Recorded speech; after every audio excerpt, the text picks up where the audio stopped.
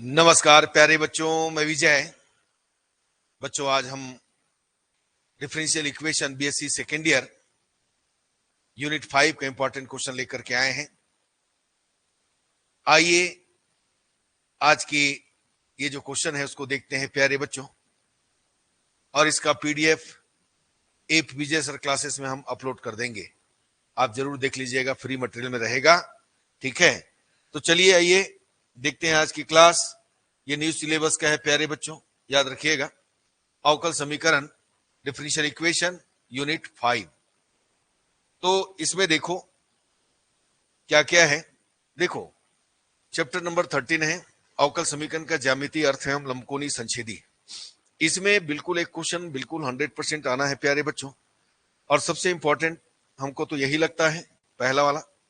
ठीक है, वक्र कुल x square upon a square plus lambda plus y square upon b square plus lambda is equal 1 के लंबकोणीय संच्छेदी ज्ञात करना है। लेमडा कुल का प्राचल है। दूसरा दिया है वक्र कुल 3xy is equal x cube minus A cube के लंबकोणीय संच्छेदी ज्ञात कीजिए, जहां ए कुल का प्राचल है। ये भी इंपॉर्टेंट है। हृदयाभों के कुल r is equal to a one minus theta का लंबकोणीय संच्छेदी ज्ञात कीजिए। सनाभि एवं समाक्ष परवलय कुल r is equal 2a upon 1 plus cos theta का लंबकोणीय संच्छेदी ज्ञात करना है।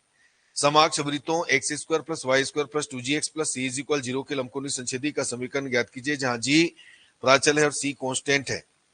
ठीक है, ये भी इंपॉर्टेंट है। वक्र कुल x square upon a square plus y square upon b square plus lambda is equal 1 के लंबकोणीय संच्छेदी ज्ञात कीजिए। निम्न वक्र कुल के लंबकोणीय संच्छेदी ज्ञात कीजिए। R is equal a1 plus cos theta. निम्न वक्र कुल के लंबकोणीय संच्छेदी ज्ञात कीजिए। ये बहुत इंपॉर्टेंट है प्यारे बच्चों। r power n is equal a power n cos n theta, और सिद्ध कीजिए कि वक्र a is equal r square cos theta के लंबकोणीय संच्छेदी का वक्र b is equal r sin square theta है। बिल्कुल इसको करके जाना है, और आपके है ना एग्जाम में बिल्कुल इसमें से 100% आएगा। अब दूसरा चैप्टर है चैप्टर नंबर 14 अवकल समीकरण का अनुप्रयोग। तो ये जो है फिजिक्स से रिलेटेड है प्यारे बच्चों। पृथ्वी के केंद्र से पलायन वेग ज्ञात करना है। आपको पता है ना, पलायन वेग v is equal square root 2gr होता है। ठीक है ना, तो ये हमको प्रूव करना है।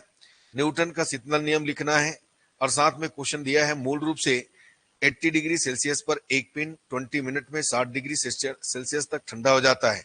हवा का तापमान 40 डिग्री सेल्सियस होना, और 40 डिग्री सेल्सियस के बाद पिंड का तापमान क्या होगा, ये हमको ज्ञात करना है। ठीक है ना, दर्शाइए कि लॉजिस्टिक अवकल समीकरण dp upon dt is equal kp 1 minus p upon k, p0 is equal p0, या तो ऐसा रिप्रेजेंट करें या ऐसा रिप्रेजेंट करें। का हल है pt is equal k upon 1 plus a e power minus kt, जहां a is equal k minus p0 upon p0, और k क्या है, वहन क्षमता है। ठीक है ना, रेडियोधर्मी क्षय को समझाना है, और साथ में क्वेश्चन दिया है किसी भी क्षय में मौजूद यूरेनियम है ना तब की मात्रा के समानुपाती दर से विघटित होता है। यदि समय t1 और t2 पर क्रमशः m1 और m2 ग्राम यूरेनियम मौजूद है, यूरेनियम का आधा जीवन ज्ञात करना है। ठीक है ना, रैखिक अवकल समीकरण ये बहुत इंपॉर्टेंट है प्यारे बच्चों। ये दोनों जो है रैखिक अवकल समीकरण L D I upon D T is equal R A is equal E को हल करें, जिसमें समय t इज इक्वल 0 पर सर्किट में एक प्रारंभिक धारा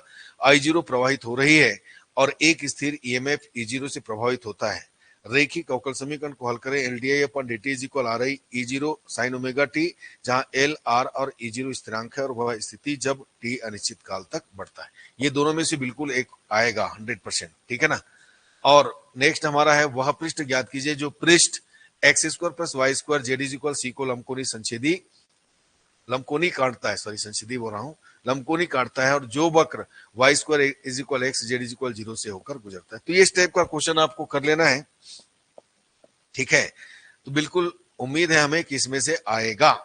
ठीक, तो आपको पहले इसको प्रैक्टिस करना है, उसके बाद भी और कर लेना है प्यारे बच्चों, है ना। हम तो बोलते हैं इंपॉर्टेंट का मतलब क्या है, वही बस नहीं करना, और भी करके जाना है, रिस्क नहीं लेना है, ताकि आप कल के डेट में आप ना बोलो हमें कि सर आपने जो क्वेश्चन दिया था एक भी नहीं आया था। ऐसी कई लोग बोलते हैं। ठीक है, तो भाई आप अपने हिसाब से, आप पूरा साल भर तो आपने पढ़ाई किया है, ये केवल क्या है, ज्यादा देखना है, और है ना एग्जाम के पहले आपको देख कर जाना है, इसलिए बताया जा रहा है इंपॉर्टेंट। ठीक, तो चलिए आज का क्लास यहीं तक रखे प्यारे बच्चों। अब इस तरीके से ये हमारा अवकल समीकरण का चैप्टर जो है पूरा कंप्लीट हो गया, और 5 यूनिट अच्छे से करके जाइए। ठीक है प्यारे बच्चों, ऑल द बेस्ट। धन्यवाद बच्चों, नमस्कार।